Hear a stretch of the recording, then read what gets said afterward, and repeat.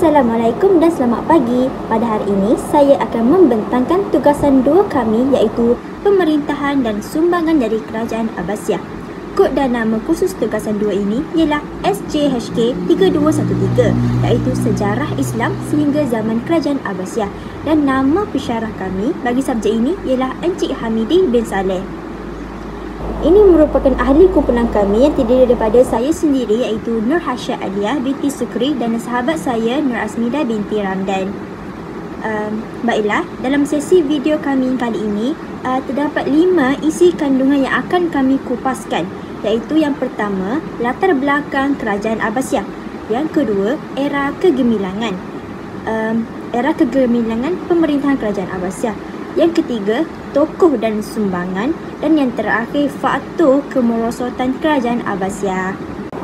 Baiklah, kita akan beralih kepada latar belakang Kerajaan Abbasiyah terlebih dahulu.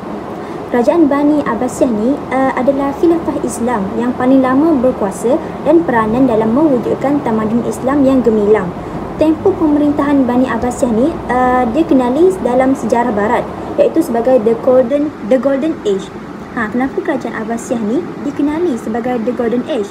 Kerana pada masa tersebut pemerintahan yang berlaku antara abad ke-8 hingga 13 dunia Islam pada ketika itu mengalami kemajuan yang sangat luar biasa. Antara kemajuan yang wujud pada tamadun Islam ketika itu adalah ilmu pengetahuan, teknologi, seni dan juga ekonomi. Jadi saya tak nak ulas lagi perkara tersebut masa sekarang. Kita akan terus mengetahui bahawa pembentukan Bani Abbasiyah ni telah lalui proses yang panjang dan secara terancang. Perkara ini membuktikan bahawa Kerajaan Abbasiyah ni merupakan sebuah negara yang menyambung kekuasaan dari Bani Umayyah. Perkara ini telah membawa kepada satu perubahan yang baik kepada umat Islam ketika itu. Maka saya akan teruskan lagi dengan pengenalan sejarah Kerajaan Abbasiyah ini. Hari ini, saya ingin berkongsi mengenai latar belakang Kerajaan Abbasiyah, iaitu salah satu kerajaan Islam yang paling berpengaruh dalam sejarah dunia. Baiklah, bagi asal penubuhan, Kerajaan Abbasiyah ini dinamakan sempena Al-Abbas bin Abdul Muttalib, iaitu bapa saudara Rasulullah SAW. Ianya diasas selepas kejatuhan Kerajaan Umayyah oleh golongan yang menyokong keturunan Al-Abbas sebagai khalifah. Seterusnya, pengasas kerajaan. Pengasas rasmi kerajaan ini ialah Abu Al-Abbas Abdullah bin Muhammad bin Ali As-Saffah, iaitu yang menjadi khalifah pertama pada tahun 132 Hijrah.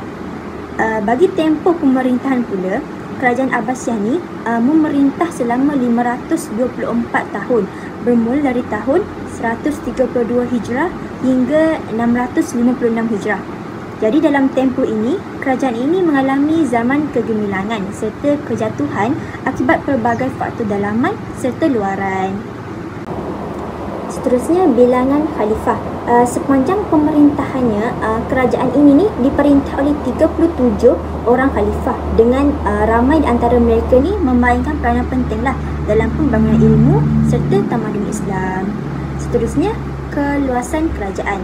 Kerajaan Abbasiyah ni dia menguasai wilayah yang sangat luas, meliputi sebahagian besar benua Afrika, Asia dan Eropah. Kehebatan mereka ni dalam memerintah membolehkan penyebaran Islam ni serta dalam pelbagai bidang ilmu.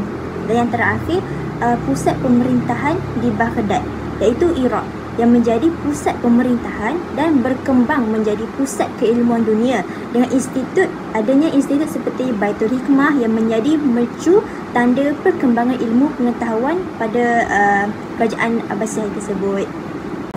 Setelah kita lihat sejarah Kerajaan Abbasiyah ni, terdapat sistem pemerintahan Kerajaan Abbasiyah ni yang bersistematik. Sebagai contoh, terdapat khalifah sebagai ketua pemimpin yang tertinggi dalam wilayah Islam. Seterusnya diikuti dengan bawah dia Al-Wazir, iaitu dalam kata lain dikenali sebagai Perdana Menteri. Dia wazir ni dia terbagi kepada banyak, sepertinya tugas-tugas menteri dalam jabatan kerajaan. Dan yang terakhir Al-Dawawin, iaitu jabatan kerajaan. Jabatan kerajaan ni lebih kepada pengawasan keadaan sesebuah kawasan dalam negeri itu. Antaranya wujudlah jabatan polis, jabatan kebajikan dan pertahanan. Kesimpulannya, kerajaan Abbasiyah ni bukan sekadar satu kerajaan yang hebat dalam aspek ketenteraan dan politik sahaja, malah dia juga menyumbangkan bidang ilmu dan pembangunan tamadun. Jadi kejayaan mereka ni haruslah dijadikan inspirasi dalam usaha membangunkan masyarakat Islam pada hari ini. Setelah melihat sejarah dalam perkembangan kerajaan Abbasiyah ni, mari kita pergi kepada apa yang menyebabkan kerajaan Abbasiyah ni sangat terkenal dengan kemajuan dalam pemerintahan Islam ketika itu. Mengapa kerajaan Abbasiyah ni juga memegang tempoh pemerintahan yang lama berbanding dengan kerajaan yang lain? Jadi sini saya akan menerangkan mengenai era kegemilangan pemerintahan kerajaan Abbasiyah. Di sini saya akan membahagikan kepada 3 bahagian, iaitu kegemilangan dari segi politik, dan yang kedua ekonomi, dan yang terakhir iaitu sosial. Mari kita beralih kepada segi politik terlebih dahulu. Kat sini yang pertama, kebijaksanaan Khalifah Abu Ja'far Al-Mansur memainkan peranan yang penting dalam menjadikan Baghdad ni sebagai pusat pentadbiran utama bagi kerajaan Abbasiyah. Sebagai salah satu seorang khalifah yang paling berpengaruh, Al-Mansur ni dia mendari kepentingan lokasi strategik dan potensi ekonomi Baghdad dalam memastikan kestabilan politik dan perkembangan kerajaan Abbasiyah ni. Jadi Al-Mansur ni dia memilih untuk membangunkan Baghdad sebagai ibu kota kerana kedudukannya yang terletak di tengah-tengah laluan perdagangan utama antara timur dan barat, yang memudahkan urusan pentadbiran dan hubungan dengan wilayah-wilayah yang lain. Jadi dengan kebijaksanaan beliau ni, beliau telah merancang pembinaan sebuah kota yang bukan sahaja berfungsi sebagai pusat pentadbiran, tapi juga berperanan sebagai pusat kebudayaan, perdagangan serta ilmu pengetahuan. Jadi kebijaksanaan Al-Mansur ni dalam menguruskan urusan negara dan memodifkan struktur pentadbiran ni memberi kesan yang positif lah kepada kemajuan Baghdad, iaitu kota ni berkembang sebagai pusat intelektual dan kebudayaan yang menarik di seluruh dunia Islam pada ketika itu. Dan yang kedua, kenaikan gaji bagi tentera Khurasan kepada 80 dirham sebulan. Dekat sini secara langsung dapat tingkatkan minat tentera untuk nak kawal negara tu. Dari segi politik kerajaan Abbasiyah ni mampu menyediakan angkatan tentera ataupun perang yang mantap untuk nak hadapi sebarang bentuk ancaman musuh, sama ada dari luar ataupun dari dalam. Jadi Abu Al-Abbas ni dia sangat memerlukan tentera yang ramai bagi memperkukuhkan lagi angkatan tentera yang lebih kuat bagi nak lindung kerajaan Abbasiyah ni. Maka beliau ambil tentatif lah untuk memberikan kenaikan gaji sebanyak 80 dirham sebulan kepada tentera Khurasannya bagi menarik minat tentera beliau untuk berjuang. Dekat sini bila tentera tu meningkat, maka secara langsung dapat meningkatkan kestabilan politik dalam sebuah negara. Dan yang terakhir, aspek politik yang ketiga iaitu sistem pemerintahan yang terbaik dengan adanya dasar sifat keterbukaan keanggotaan tentera kepada orang bukan Arab seperti Parsi dan Turki. Hal ini kerana semasa pemerintahan kerajaan Abbasiyah, jabatan tentera ni telah dibesarkan dan mempunyai sistem pentadbiran yang terbaik. Dan setiap jabatan ni dia mempunyai peranan masing-masing lah dan tanggungjawab dalam menguruskan tentera khas, tentera pusat dan kawasan wilayah. Jadi sistem pemerintahan yang diterapkan oleh kerajaan Abbasiyah ni dia sangat menonjolkanlah sifat keterbukaan, khususnya dalam dasar keanggotaan tentera, iaitu yang menerima anggota dari pelbagai etnik termasuklah Parsi dan Turki. Dasar keterbukaan ini bukan sahaja dia memecahkan batasan etnik, tapi juga memperkukuhkan kekuatan dan keberkesanan pasukan tentera Abbasiyah ketika itu, menjadikannya ketenteraan pada masa itu tu lebih berdaya saing dan tangkas dalam menghadapi ancaman luar serta mengekalkan kestabilan negara. Hal ini kerana kita sedia maklum pada zaman kerajaan Abbasiyah ni, tentera bukan sahaja terdiri daripada bangsa Arab sahaja, tetapi terbahagi kepada bangsa lain yang memiliki kemahiran dan kepakaran dalam bidang ketenteraan, iaitu orang Parsi ni. Mereka terkenal dengan pengalaman ketenteraan mereka melalui pemerintahan dari pemerintahan Sassanid, iaitu menyumbangkan kelebihan dan strategi yang dalam teknik berperang. Manakala kalau orang Turki pada masa itu diambil sebagai tentera upahan, iaitu kerana mereka lebih membawa kepada kelebihan dalam kekuatan fizikal, disiplin, ketenteraan yang tinggi serta kecekapan dalam menggunakan pelbagai jenis senjata dan taktik dalam pertempuran mereka. Seterusnya, kita pergi dari segi ekonomi. Yang pertama, kedudukan Baghdad ni dia terletak di tengah-tengah laluan perdagangan antara timur dan barat yang menjadikan sebagai pusatlah tumpuan aktiviti perdagangan yang sangat penting. Bandar ni berada di persimpangan antara Asia, Afrika, Eropah yang memudahkan adanya pertukaran barang, budaya serta pengetahuan ilmu. Laluan perdagangan ni yang melalui Baghdad dia menyambungkan wilayah-wilayah seperti China, India, Parsi serta Mediterranean.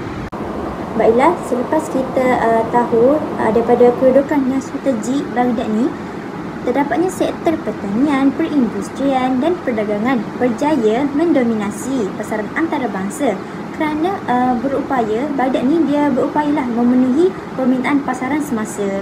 Baghdad ni dia menjadi tempat pertemuan pelbagai pedagang dari pelbagai latar belakang dan bangsa.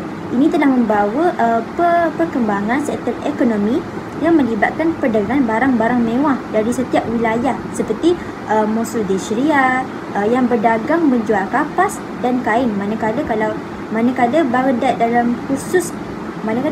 ni dia khusus dalam barangan kaca, perhiasan dan sutera.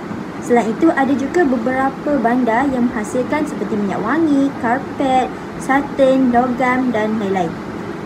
Selain itu, bandar ni terkenal dengan sistem kewangan yang canggih, termasuklah pengenalan sistem kredit, cek yang memudahkan urusan perdagangan antara pedagang dari pelbagai kawasan. Keberadaan Baghdad ni sebagai pusat perdagangan turut dia sumbang kepada perkembangan industri dan perkhidmatan lain, contoh pembuatan barang-barang emas, kertas serta barangan seni. Dan yang terakhir dalam aspek ekonomi ni, terdapat kehadiran Baitul Mal iaitu di Baghdad semasa kerajaan Abbasiyah ni dia memainkan peranan yang sangat pentinglah dalam perkembangan ekonomi kota tersebut. Baitul Mal ni dia bertanggungjawab untuk nak uruskan kewangan negara, mengumpul cukai serta dia mendistribusikan sumber ekonomi untuk kepentingan negara serta rakyat. Baitul Mal ni dia memberi sumbangan besarlah dalam kestabilan ekonomi. Terdapat melalui 4 cara, iaitu yang pertama, pengurusan cukai dan hasil negara. Baitul Mal ni dia berfungsi sebagai pusat pengumpulan segala hasil cukai dari seluruh wilayah, termasuklah yang diperintah oleh Khalifah Abbasiyah seperti cukai tanah, cukai perdagangan dan cukai peribadi. Seterusnya, pendapatan tersebut akan digunakan untuk membiayai berbagai aktiviti kerajaan termasuk infrastruktur, tentera serta pentadbiran. Seterusnya, pembangunan infrastruktur. Dengan dana yang diperoleh daripada Baitul Mal ni, kerajaan Abbasiyah ni dia menggunakan dana tersebut untuk nak bangunkan infrastruktur yang penting seperti jalan raya, jambatan serta terusan air yang menghubungkan Baghdad dengan kawasan lain. Perkara ini akan meningkatkan kemudahan pengangkutan perdagangan sekaligus ni merangsang pertumbuhan ekonomi di Baghdad. Dan yang ketiga, sumber kewangan untuk pendidikan dan kebudayaan. Sebahagian daripada dana yang dikumpulkan oleh Baitul Mal ni dia digunakan untuk menyokong bidang pendidikan dan kebudayaan seperti menubuhkan perpustakaan, pusat pengajian serta sokongan ilmuwan lah. Jadi di sini perkara tersebut dapat memperkukuhkan kedudukan Baghdad ni sebagai pusat intelektual untuk menarik ramai pedagang, pelajar serta ilmuwan kat sana. Baiklah, yang terakhir kita pergi kepada aspek sosial. Yang pertama, layanan adil daripada Khalifah Abbasiyah yang memainkan peranan penting bagi memajukan ekonomi serta kestabilan sosial di Baghdad dan wilayah-wilayah yang ditadbir oleh kerajaan Abbasiyah. Antara langkah yang biasanya digunakan oleh Khalifah Abbasiyah ialah ada dua, iaitu yang pertama, penghapusan penindasan terhadap golongan miskin, iaitu Khalifah ni dia berusaha untuk mengurangkan penindasan terhadap golongan miskin yang tidak berkemampuan. Jadi dalam hal ini mereka dah sudah tetapkan pelbagai peraturan bagi memastikan hak-hak golongan bawah ni dilindungi. Dan yang kedua iaitu pemesuhan perhambaan. Walaupun hamba ni dia tetap berlaku pada zaman Abbasiyah, tapi khalifah-khalifah ni dia ambil langkah secara perlahan untuk kurangkan amalan perhambaan. Contohnya, cara yang khalifah guna untuk galakkan pembebasan hamba ni iaitu melalui pelaksanaan hadiah. Contoh, kebebasan diberikan kepada hamba tersebut sekiranya apabila diberi layanan baik ataupun mereka dapat prestasi yang cemerlang dalam tentera. Isi kedua dalam aspek sosial ini iaitu kebebasan mengamalkan agama, dalam masa sama mewujudkan suasana harmoni dalam kalangan masyarakat. Jadi dekat sini, kerajaan ni dia memberi kebebasan lah kepada rakyat untuk nak amalkan agama masing-masing, dan seterusnya mewujudkan suasana yang harmoni dalam kalangan masyarakat. Tindakan ini telah mewujudkan sifat keterbukaan dan toleransi agama yang tinggi dalam pemerintahan mereka. Jadi beberapa khalifah ni dia ambil cara untuk memastikan kebebasan agama ni dan keharmonian dalam masyarakat. Seperti yang pertama, toleransi agama yang tinggi. Sebab pada masa tu kita tahu banyak agama, terdapat pelbagai kelompok agama, iaitu seperti agama Kristian, Yahudi, Zoroastrian dan agama-agama Asia lain. Mereka ni dia berhaklah mengamalkan agama mereka yang bebas. Hal ini kerana Khalifah Abbasiyah ni dia memahami bahawa keberagama ni budaya wujud. Jadi bila sifat keterbukaan ini ada, maka secara langsung dapat memupuk keharmonian sosial. Secara langsung ni wujudlah sifat kesepahaman, keharmonian dalam kalangan masyarakat tersebut. Dan yang kedua, terdapat pembangunan rumah ibadah. Kat sini Khalifah Abbasiyah ni dia membenarkan pembinaan dan penyelenggaraan rumah ibadah bagi penganut-penganut agama yang lain, seperti gereja, iaitu untuk digunakan dalam aktiviti keagamaan mereka. Jadi sedahlah bahawa membuktikan bahawa pemerintahan Abbasiyah pada ketika itu menghormati agama-agama lain selain daripada Islam, bagi memberi peluang kepada masyarakat untuk menganut agama mereka dengan bebas. Isi yang terakhir dalam sektor sosial ini, wujud perkahwinan campur. Dalam bidang kebudayaan ni jelas sekali menunjukkan bahawa kerajaan Abbasiyah ni dia mengalami perkembangan yang luar biasa daripada kegiatan seni yang berkembang pesat dan luas. Jadi kita tahu seni ni merupakan satu binaan seni, puisi serta ukiran yang boleh memberi kemajuan kreativiti dan menyuppahkan buktilah antara kreativiti yang tinggi masyarakat pada waktu itu. Selain itu, dalam konteks sosial lebih luas, kerajaan Abbasiyah juga menyaksikan fenomena perkahwinan campur antara pelbagai etnik dan latar belakang budaya. Perkara ini telah membawa kepada pertukaran budaya yang lebih dinamik. Contohnya kebudayaan Hindu, Parsi, Arab dan Greek. Baiklah, itu sahaja bagi era kegemilangan kerajaan Abbasiyah dari 3 aspek, iaitu dari aspek politik, aspek ekonomi dan aspek sosial. Maka saya akan serahkan pembatangan seterusnya kepada sahabat perseperjuangan saya bagi isi kandungan yang seterusnya.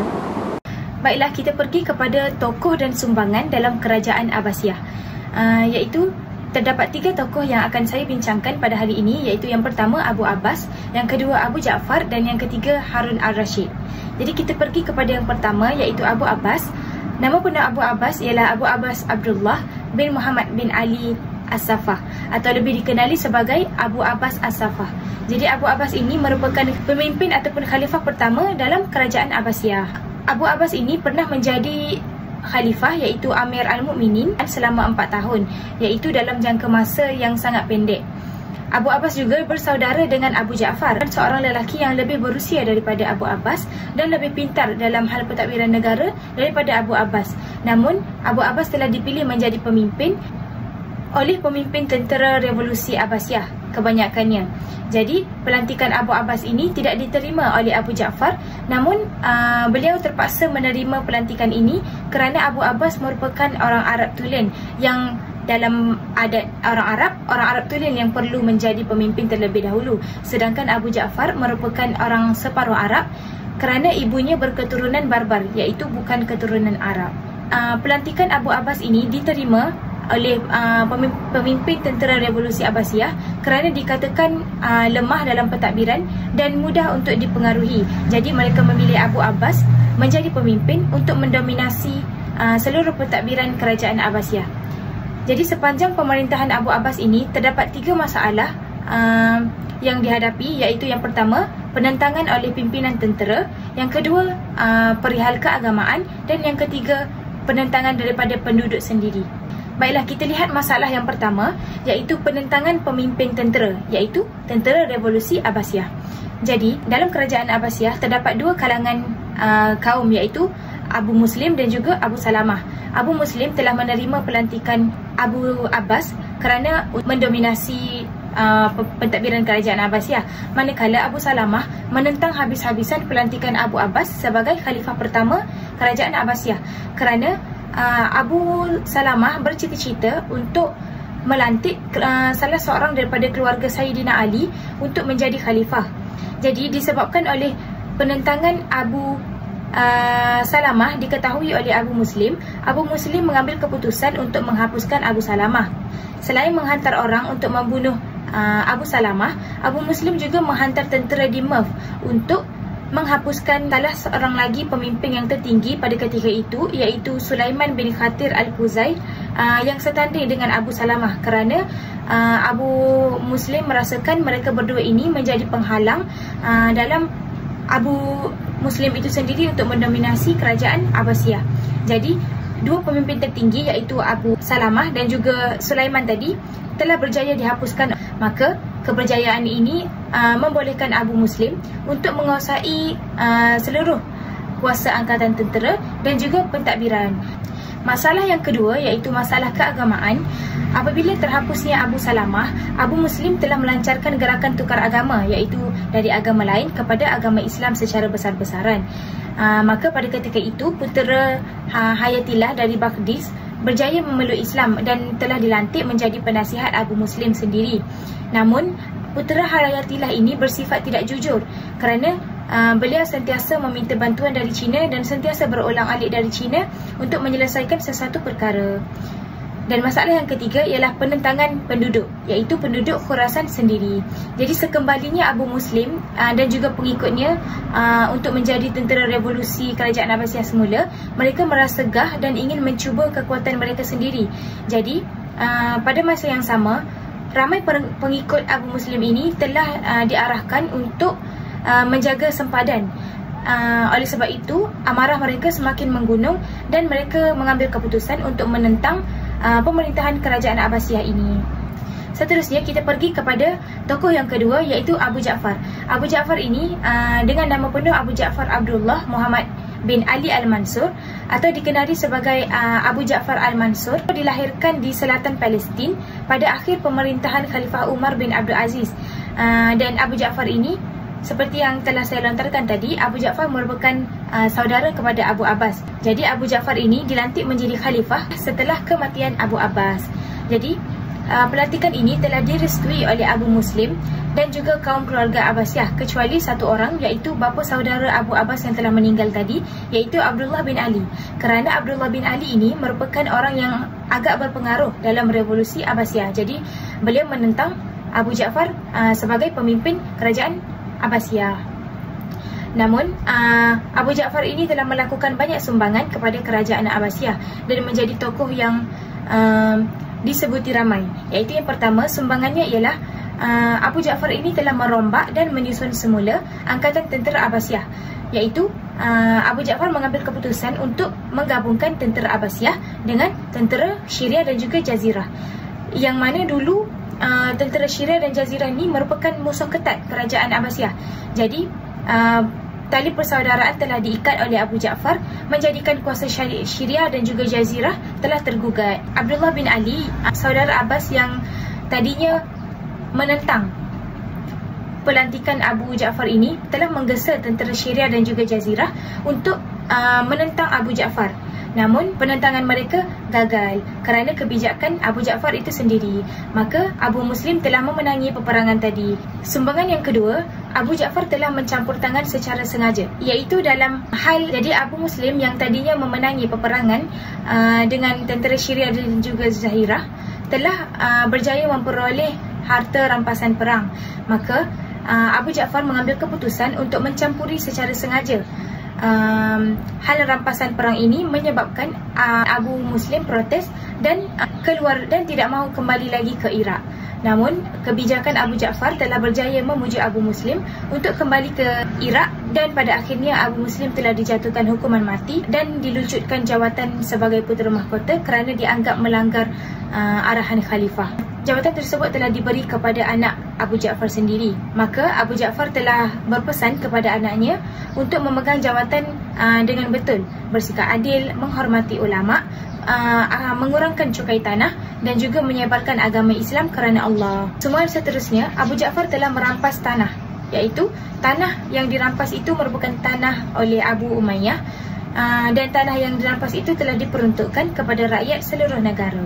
Seterusnya, Abu Ja'far juga melakukan perubahan dalam peletakan jawatan baharu, iaitu Abu Ja'far telah menggantikan wazir dengan katib dan juga mewujudkan ketua eksekutif dalam kalangan orang yang tidak pernah memegang jawatan, contohnya seperti Abu Ayyub pada ketika itu.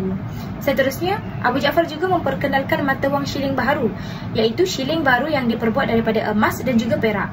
Maka kemunculan mata wang baharu ini menyebabkan Abu Ja'far berjaya untuk mengumpul banyak wang dalam perbendaharaan. Seterusnya, Abu Ja'far memilih Baghdad sebagai pusat pemerintahan baharu. Jadi Baghdad ini telah dikenali sebagai kawasan yang sangat subur, mudah untuk membuat perhubungan dengan kawasan lain, mempunyai udara yang nyaman kerana dekat dengan Sungai Dajlah dan juga lengkap dengan pejabat, masjid dan juga istana. Abu Ja'far telah memilih Baghdad sebagai pusat pemerintahan dan dipersetujui ramai kerana kebijakan pilihan Abu Ja'far. Seterusnya, Abu Ja'far juga menggabungkan pentadbiran wilayah dengan pentadbiran pusat. Jadi, dalam proses menggabungkan pentadbiran ini, Abu Ja'far telah menghadapi penentangan daripada kaum barbar, iaitu kaum di Afrika Utara, dengan menyerang Libya dan juga Mesir. Namun, disebabkan oleh kekuatan tentera Abbasiyah di bawah pemerintahan Abu Ja'far, mereka berjaya menentang penentang kaum barbar tadi. Namun pada akhirnya, apabila Abu Ja'far berusia 60 tahun, beliau telah menghidapi penyakit parah dan meninggal selepas memerintah kerajaan Abbasiyah selama 20 tahun. Dan tokoh yang terakhir iaitu Harun al-Rashid. Harun al-Rashid ini merupakan tokoh yang ketiga dan pemerintah yang ketiga dalam kerajaan Abbasiyah. Jadi sejarah lantikan Harun al-Rashid ini ialah dilantik pada kerajaan Abbasiyah abad ke-9 Masihi, dan kerajaan ini masyhur di bawah pemerintahan Harun al-Rashid kerana pembangunan yang pesat, berlakunya perkembangan ilmu pengetahuan dan Baghdad yang telah menjadi pusat perdagangan antarabangsa. Jadi antara sumbangan Harun al-Rashid dalam kerajaan Abbasiyah ini iaitu yang pertama, menguruskan pentadbiran dengan surahan urusan itu kepada wazir. Jadi wazir ketika itu merupakan orang setia Abbasiyah iaitu Yahya bin Khalid. Wazir ini juga telah mentadbir Abbasiyah selama 17 tahun sebelum dihukum bunuh oleh khalifah lain. Sumbangan yang kedua, Harun al-Rashid telah mempertahankan sepadan Turur iaitu selama 4 tahun. Jadi apabila terbangunnya kemudahan kerajaan pusat dan bukan sahaja ketenteraan tetapi perdagangan, tentera telah digalakkan untuk menetap di sempadan. Maka kubu pertahanan udara telah tidak digunakan dan dicadangkan untuk dihapus. Seterusnya, mengumpulkan wang hasil daripada cukai yang tinggi yang dikenakan ke atas rakyat. Dan yang terakhir, Harun al-Rashid berjaya mengelakkan pemberontakan yang hadir dalam kerajaan Abbasiyah dengan mengenakan kawalan ketat menggunakan tentera revolusi kerajaan Abbasiyah sendiri. Jadi dalam pemerintahan Harun al-Rashid telah muncul 4 buah kerajaan besar, iaitu yang pertama kerajaan Bizantin iaitu Istanbul, kerajaan Bani Umayyah ataupun Spanyol, kerajaan Perancis dalam Eropah dan juga kerajaan Abbasiyah iaitu Baghdad sendiri. Baiklah, seterusnya kita pergi kepada era kejatuhan dan kemerosotan kerajaan Abbasiyah. Jadi faktor kejatuhan kerajaan Abbasiyah ini, yang pertama disebabkan oleh kelemahan pemerintahan itu sendiri. Jadi semasa pemerintahan di bawah Al-Wathiq, tidak berlakunya pembaharuan dalam kerajaan tersebut kerana pemerintah pada ketika itu sering bergantung kepada orang lain meskipun dalam hal pemerintahan. Jadi selepas wafatnya Al-Wathiq, pengganti pemerintah telah jatuh kepada puteranya sendiri. Namun puteranya sendiri merupakan lelaki yang terlalu muda untuk menjadi pemerintah. Jadi setelah itu pemerintahan ini diserahkan kepada saudaranya yang lain. Namun pada ketika itu sudah terlalu terlambat untuk mengembalikan kemegahan kerajaan Abbasiyah seperti dahulu. kerana dicampur pula dengan kedatangan pengaruh Parsi dan Turki yang sudah mula mendominasi kerajaan Abbasiyah pada ketika itu. Yang kedua, perpecahan wilayah. Pada akhir abad ke-9 Masihi, kuasa khalifah sudah semakin terbatas, iaitu kerana jawatan penting dalam pemerintahan telah dipegang oleh pegawai Parsi dan Turki yang datang dalam kerajaan Abbasiyah. Jadi di bawah pentadbiran mereka, pembentukan kerajaan sendiri telah dilakukan dan akhirnya melemahkan kekuasaan kerajaan Abbasiyah sendiri. Yang ketiga, berlakunya perebutan kuasa yang menjadi faktor kejatuhan kerajaan Abbasiyah. Perebutan kuasa ini berlaku di bawah pemerintahan Khalifah Al-Mutawakkil, di mana khalifah ini mempunyai 3 orang anak. Yang pertama Al-Muntasir, Al-Mu'tas dan juga Al-Mu'ayyad. Apabila Khalifah Al-Mutawakkil ini ingin memberi pemerintahan kepada putera beliau telah memberi pemerintahan ini kepada anak yang kedua, iaitu Al-Mu'tas, dan menghiraukan anak yang pertama. Maka pada akhirnya kekuasaan dan kedaulatan kerajaan ini sering bertukar tangan dan tidak mempunyai matlamat yang jelas kerana pemerintah sendiri terlalu fokus kepada perebutan kuasa. Seterusnya disebabkan oleh serangan daripada unsur luar. Jadi seperti yang kita tahu, kerajaan Abbasiyah ini sememangnya sering diserang oleh musuh dari setiap pelosok, iaitu utara, timur dan juga barat. Maka ini juga menjadi faktor kejatuhan dan kemerosotan kerajaan Abbasiyah. Musuh utara yang menyerang kerajaan Abbasiyah iaitu daripada Georgia dan juga Armenia. Jadi daripada 2 negara ini, mereka telah menghantar serangan sehingga menyebabkan orang Islam sendiri terbunuh dan harta orang Islam juga telah dirampas. Seterusnya, musuh dari timur iaitu Mongol telah membakar khazanah ilmu yang disediakan dan ditinggal daripada cendekiawan Islam. Dan yang ketiga, musuh daripada barat iaitu tentera salib telah datang ke kerajaan Abbasiyah dan menakluki banyak wilayah kecil sehingga umat Islam sendiri telah diusir keluar daripada kerajaan Abbasiyah. Dan faktor yang terakhir ialah perselisihan aliran fahaman agama. Jadi pemerintahan kerajaan Abbasiyah masa ini berlakunya pemberontakan daripada 2 kalangan, iaitu kalangan Syiah dan juga kalangan Khawarij yang mengganggu kerajaan Abbasiyah. Hal ini kerana pemberontakan ini telah menjajaskan suasana dan ketenteraman kerajaan Abbasiyah, menyebabkan kerajaan Abbasiyah akhirnya mengalami kemerosotan dan juga kejatuhan. Maka akhirnya setelah kematian Al-Watiq pada bulan Zulhijjah 232 Hijrah, setelah 5 tahun memerintah, berakhirlah suatu zaman yang dikenali sebagai zaman keemasan Abbasiyah. Maka pemerintahan kerajaan Abbasiyah telah berakhir pada tahun 1258 Masihi. Itu sahaja daripada saya. Sekian, terima kasih.